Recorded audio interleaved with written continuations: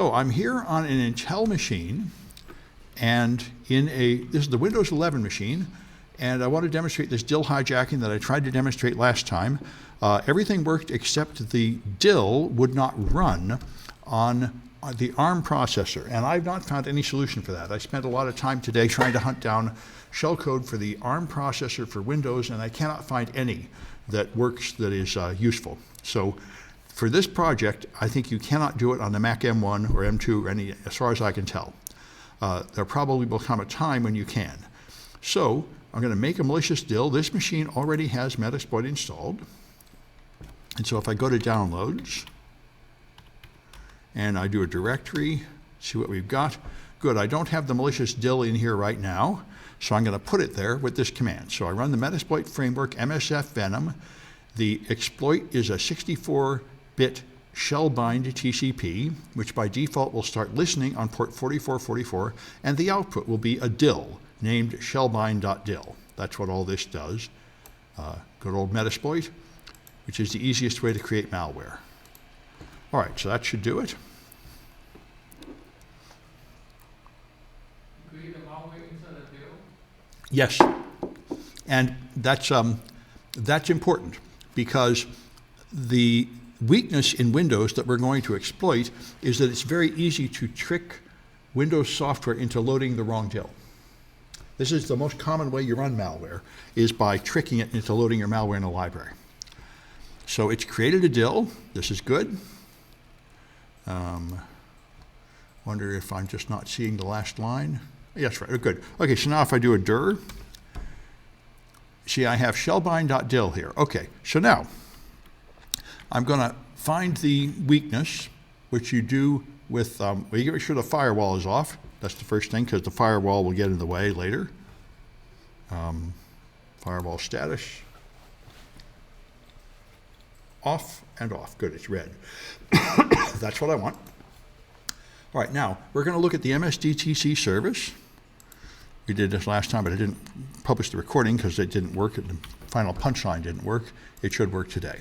So if you go to services, this is one of the many weaknesses in Windows we're going to exploit. Windows runs hundreds of services, and you don't need them all. There's a ton of these that don't matter.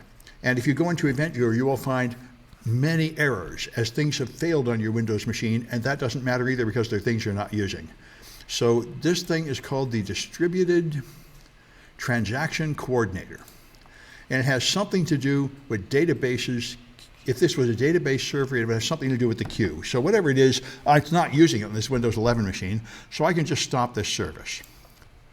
And it's not going to matter to me. Some part of Windows is not working, but it's a part I don't care about. So, and this turns out to be a part of Windows that is vulnerable to this attack. So to see it, I'm going to run process monitor. So I run procmon. Okay, there it is. Well, it should have found it in the start menu. This is Microsoft for you. It's in the tools menu. This is funny. Microsoft talked about more than 10 years ago, they said they were going to make a search engine replace Google, but they can't make a search engine that can even search their own start menu. Anyway, procmon is in here in the tools directory of these machines. There we are. There's procmon, and procmon 64, I guess would be right, because I'm using 64-bit operating system. Okay, I agree, choose a license, I give it administrator privileges, and now I'm monitoring all the processes on the device. So I'm going to stop sniffing to adjust the filter, which is here. Thought it was here.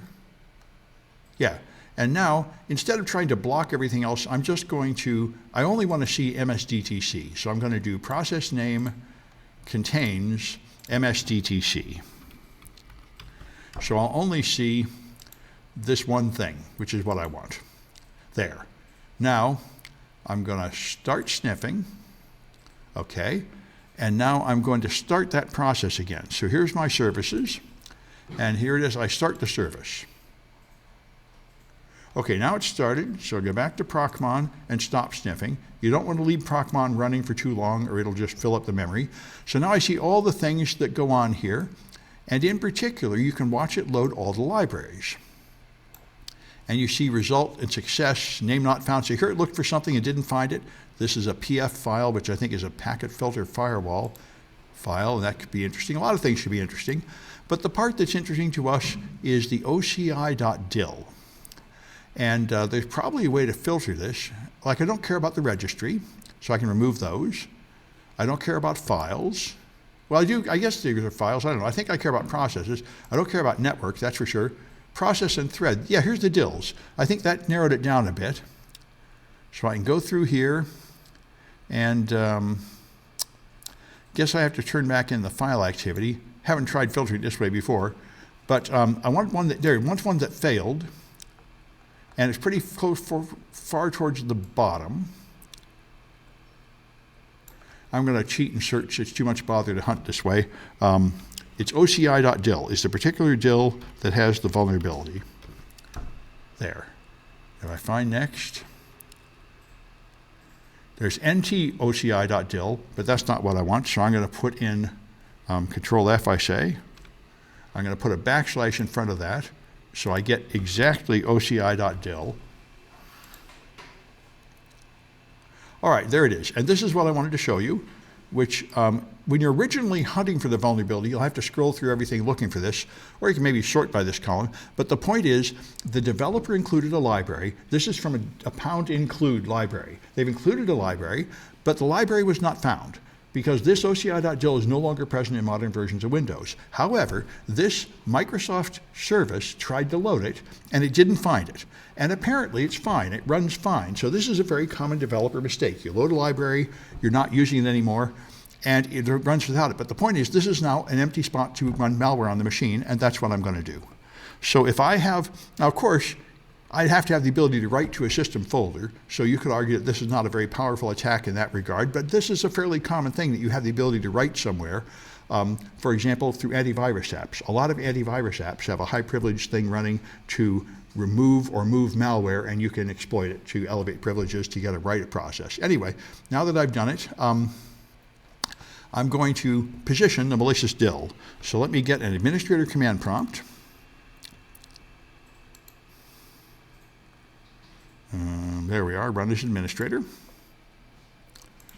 Okay, and what I want to do, let me fit it on the screen so I can see. Okay, I can do net stop, MSDTC, to stop the distributed transaction coordinator. And now I'm going to take the shell, let me move to the folder where I should be in, which is users, and then student, and then downloads, and then do a dir. I should find, dir. I should find my malicious DIL here. There it is, shellbind.dil. This is the malware. So I'm just going to copy it and put it in the system32 folder with the name OCI.dil. And there we go. So now I'm going to have that. Now when I restart process monitor, it should run the malware. And I can do that from the command line here. I could also just do it from here. Guess I'll do it from here, it might be more clear. Let's get rid of this one. Get rid of this one, I say there, and go to the other one that's here. There, I should be able to start it here. That's there. When I restart the service, all right. Now if I go back to my instructions, all right, so when I start it, there'll be a flag you can get by monitoring it to when it restarts, and now I should be able to use the shell. That should be it. Let me go to a command line. I should be able to do ncat 127.0.0.1 on 44.44. And now I'm in, and I should be able to do who am I? Oh no. See, this is what I'm afraid of. Okay, the exploit failed on here. I read a blog that said they might have patched this in Windows 11. So maybe this is only going to work on the old Windows 10 machine. I wondered. It may not be the Mac M1 that stopped it. I read an article where they said Microsoft had figured this out and patched it, this sort of thing. So this project may just be obsolete. That's why I, anyway, I'm going to publish this one anyway so you can see. I think if you're going to do this one, use my Windows 10, not the Windows 11 machine, or just skip it. I would say just skip it. It looks like Microsoft may have patched this. All right. Anyway, the next one may fail too. Let's see. Anyway, let me stop this recording.